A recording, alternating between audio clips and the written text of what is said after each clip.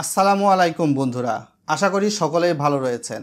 আপনার হাতে যদি কিছু ক্যাশ টাকা থাকে আর এই ক্যাশ টাকাটা যদি ইসলামী ব্যাংক বাংলাদেশ পিএলসিতে রেখে মুনাফা নিতে চান, তাহলে কিন্তু আপনি চাইলে ইসলামী ব্যাংকের মুদারাবা টার্ম ডিপোজিট স্কিম যেটা রয়েছে সেখানে রাখতেই পারেন। 2025 সালের বর্তমান সময়ে চলে এসে আপনি ইসলামী ব্যাংকে যদি 8 লক্ষ টাকা রাখেন, তাহলে মাসিক ভিত্তিতে কত টাকা মুনাফা পাবেন চলুন স্ক্রিনে আপনাদেরকে বিস্তারিত বিষয়গুলো জানিয়ে দিব। ভিডিওটা সম্পূর্ণ কন্টিনিউ করার আগে চ্যানেলে নতুন হলে সাবস্ক্রাইব করে অবশ্যই ভিডিওটি লাইক করে দিবেন। আর ফেসবুক পেজ থেকে ভিডিওটি দেখে থাকলে ভিডিওটা শেয়ার করে পেজটি ফলো করে দিবেন বন্ধুরা। তো আমরা ইতিমধ্যে ইসলামী ব্যাংকের ওয়েবসাইটে চলে এসেছি, যেটা মুদারাবা টার্ম ডিপোজিট অ্যাকাউন্ট। এখানে চলে আসার পর নিচের দিকে আপনাদের ডিপোজিট রেট নামে একটা অপশান, এখানে প্রেস করে দিব। প্রেস করে দিলে নতুন একটা ইউজার ইন্টারফেস আসবে। এখান থেকে দেখতেই পাচ্ছেন প্রফেশনাল প্রফিট রেট বা সম্ভাব্য মুনাফা যেটা ঘোষণা করা হয়েছে। এখান থেকে ক্লিক অপশানে প্রেস করলে ইসলামী ব্যাংকের যে রেটটা রয়েছে সেটা কিন্তু আমাদের সামনে চলে আসবে।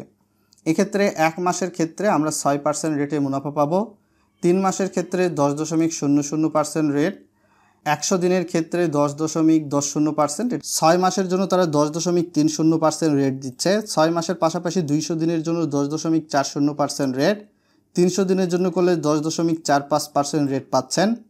12 মাস বা 1 বছরের জন্য করলে 10.50% রেট, 24 মাসের জন্য করলে 10.70% রেট এবং 36 মাসের জন্য করলে 11% রেট কিন্তু তারা দিচ্ছে। এখন আমরা এই বিষয়টা একটা এক্সেল শিটের মাধ্যমে দেখে ক্লিয়ার হব। তো আপনারা হয়তোবা দেখতে পাচ্ছেন 8 লক্ষ টাকায় 1 মাসে 6% রেটে 4000 টাকা। অনেকে হয়তোবা বলবেন 8 লক্ষ টাকায় 1 মাসে তো 8000 টাকা, এখানে 4000 টাকা কেন? আমি আপনাদের সেই বিষয়টারও উত্তর দিচ্ছি। 10% হারে আয়কর কাটলে 3600 টাকা, 15% হারে আয়কর কাটলে 3400 টাকা। 8 লক্ষ টাকায় 3 মাস সময়ে এখানে 10.00% রেটে আপনারা 8 লক্ষ টাকায় পাবেন 3 মাস পরে 20,000 টাকা। 10% হারে আয়কর কাটলে 18,000 টাকা আর 15% হারে আয়কর কাটার পরবর্তীতে 17,000 টাকা। 8 লক্ষ টাকায় 6 মাসে 10.30% রেটে লাভ পাবেন 41,200 টাকা 6 মাস পর। 10% হারে আয়কর কাটলে 3780 টাকা, 15% হারে আয়কর কাটার পর পাবেন 35,020 টাকা। 8 লক্ষ টাকায় 12 মাসে 10.50% রেটে 84,000 টাকা পাবেন। যদি 10% হারে আয়কর কাটে তাহলে 75,600, 15% হারে আয়কর কাটার পর 71,400 আপনি পাবেন। 8 লাখে 24 মাস বা 2 বছরের 10.70% রেটে এখানে আপনারা পাবেন 1,71,200 টাকা এবং সেক্ষেত্রে 10% হারে আয়কর কাটার পর 1,54,080 টাকা এবং 15% হারে আয়কর কাটার পর 1,45,520 টাকা। এছাড়াও 8 লক্ষ টাকায় 36 মাসে বা 3 বছরে 11% রেট হলে 3 বছর পরে আপনি পাবেন 2,64,000 টাকা। 10% হারে আয়কর কাটার পরে পাবেন 2,37,600 টাকা আর 15% হারে আয়কর কাটার পর পাবেন 2,24,400 টাকা। তো এগুলা ছিল কিন্তু আপডেট। এখন পর্যন্ত যদি ভিডিওটা দেখে থাকেন অবশ্যই রিকোয়েস্ট করব ভিডিওটা লাইক না করলে লাইক করে দিতে, যাতে করে পরবর্তীতে ভিডিওগুলো আমরা নিয়ে আসতে পারি এবং আমরা উৎসাহিত বোধ করি। তো এখন আমরা মূলত গুগল ক্যালকুলেটরের মাধ্যমে দেখব আসলে এই যে হিসাবটা করা হয়েছে সেটা কিভাবে করা হয়েছে, যাতে আপনারাও করতে পারেন। এখানে 8 লক্ষ টাকায় 6%-এ আপনারা অনেকেই বলতে চাচ্ছিলেন যে 8,000 টাকা, এখানে 4,000 টাকা কিভাবে হলো? একটা হিসাব দেখালে আপনারা সব হিসাবগুলো কিন্তু করতে পারবেন। তো আমরা এখানে কিন্তু ইতিমধ্যে লিখে দিয়েছি 8 লক্ষ টাকা গুণিতক 6% রেট যেহেতু, তাহলে আমরা এখানে দেখতেই পাচ্ছি 48,000 টাকা। তো এটা কিন্তু বার্ষিক মুনাফা, অর্থাৎ 1 বছরের টাকা বের হয়েছে এবং 6% রেট, এটা কিন্তু বার্ষিক। তো আমরা এখান থেকে এটাকে বার্ষিককে মাসে যদি বিভক্ত করতে চাই তাহলে এটা ভাগ 12 দিতে হবে। 12 দিলে আমরা কাঙ্ক্ষিত মুনাফা 1 মাসে 4,000 টাকা পাবো। এটি কিন্তু আপনারা ইতিমধ্যে খুব সহজেই বুঝতে পেরেছেন।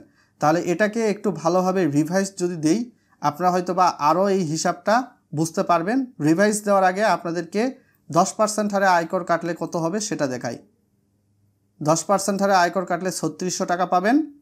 আবার যদি 4,000 টাকা থেকে 15% হারে আয়কর কাটে, যদি রিটার্ন স্লিপ ব্যাংকে জমা না দেন সেক্ষেত্রে তো অবশ্যই 15% হারে আয়কর কাটবে, কোনো কিছু আপনি করতে পারবেন না, এটা সরকারি নিয়ম। সেক্ষেত্রে 3400 টাকা। তো এখন আমরা এটাকে একটু করে দেখি। তো দেখতে পাচ্ছেন প্রথমে আমরা যেই পরিমাণ টাকা রাখবো সেই টাকাকে পার্সেন্টেজ দিয়ে গুণ দিয়েছি। গুণ দেওয়ার পরবর্তীতে যেই পরিমাণ টাকা এসেছে এটা বার্ষিক মুনাফা এই টাকাকে আমরা 12 দিয়ে ভাগ দিয়ে মাসিক ভিত্তিতে মুনাফা বের করেছি। ঠিক তেমনিভাবে এখান থেকে 10% হারে আয়কর কাটার পর 3600 টাকা আর 15% হারে আয়কর কাটার পর এই টাকা থেকে 3400 টাকা পাওয়া যাবে। তো প্রত্যেকের উপর ভিত্তি করে কিন্তু অবশ্যই 10% না 15% কাটবে, এটা আপনারাই বলতে পারবেন।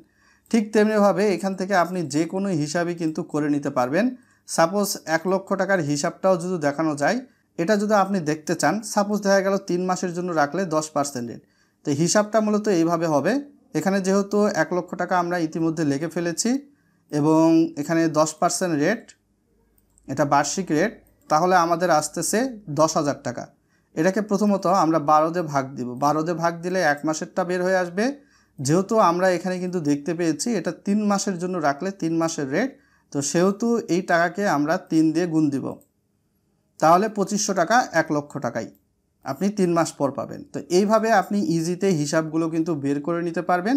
জাস্ট সহজ একটা হিসাব, সহজ নিয়ম। এখান থেকে আপনাদের কাছে হয়তোবা বিষয়টা স্পষ্ট হয়ে গেছে, ইসলামী ব্যাংকে টাকা রাখলে আপনি মাসিক ভিত্তিতে বা 3 মাস, 6 মাস বা 1 বছর, 2 বছর, 3 বছর পর কত টাকা হারে মুনাফা পাবেন।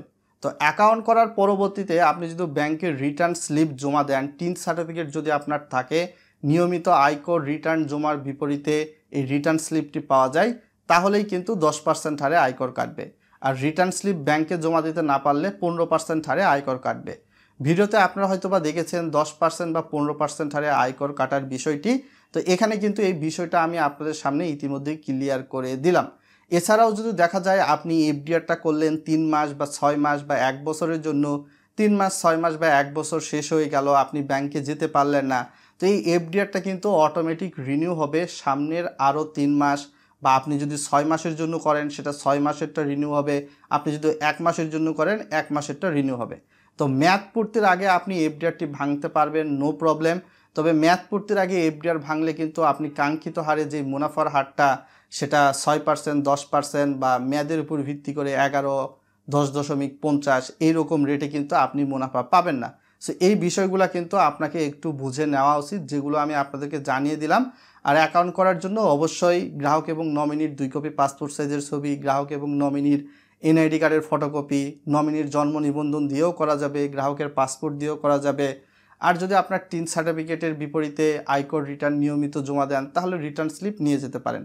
আর আপনার বাসার ইউটিলিটি বিলের কপি কিন্তু অবশ্যই নিয়ে যেতে হবে, আপনার যদি ইসলামী ব্যাংকে অ্যাকাউন্ট পূর্ববর্তীতে না থাকে। সেক্ষেত্রে আপনাকে সেভিংস অ্যাকাউন্ট করে তার পরবর্তীতে কিন্তু এফডিআর অ্যাকাউন্টটা করতে হবে। আপনি সরাসরি এফডিআর অ্যাকাউন্টটা কিন্তু করতে পারবেন না, এই বিষয়টির দিকে অবশ্যই নজর দিতে হবে। আর ইউটিলিটি বিল অর্থাৎ গ্যাস, পানি বা বিদ্যুৎ বিল আপনার নামেই থাকতে হবে, এর কোনো কিন্তু মানে নেই। সো আশা করি আপনারা হয়তোবা এখান থেকে বিস্তারিত বিষয়গুলো বুঝতে পেরেছেন। আর ভিডিওটা শেয়ার করে দিবেন যাতে করে আরও মানুষ এই বিষয়টা সম্পর্কে জানতে এবং বুঝতে পারে। 1 মাসেরটাতে রাখতে গেলে মিনিমাম আপনাকে কিন্তু অবশ্যই 1 লক্ষ টাকা রাখতে হবে। আর আপনি যদি 3 মাস, 6 মাস, 12 মাস বা 1 বছর, 2 বছর, 3 বছর এগুলোতে রাখতে চান, সেক্ষেত্রে 1000 টাকার গুণিতক করে রাখতে পারবেন। 1000 টাকার গুণিতক যেমনটা দেখা যায় যে 2000, 3000, 5000, 10,000 বা 50,000 বা 70,000 বা অনেক ক্ষেত্রে 10 লক্ষ, এরকম করে কিন্তু আপনার রাখার সুযোগ রয়েছে, নো প্রবলেম। আর আপনার যদি কোনো প্রশ্ন থাকে এফডিআর স্কিম নিয়ে, অবশ্যই ভিডিওর কমেন্ট বক্সে জানাবেন। সকলে ভালো থাকবেন, ধন্যবাদ।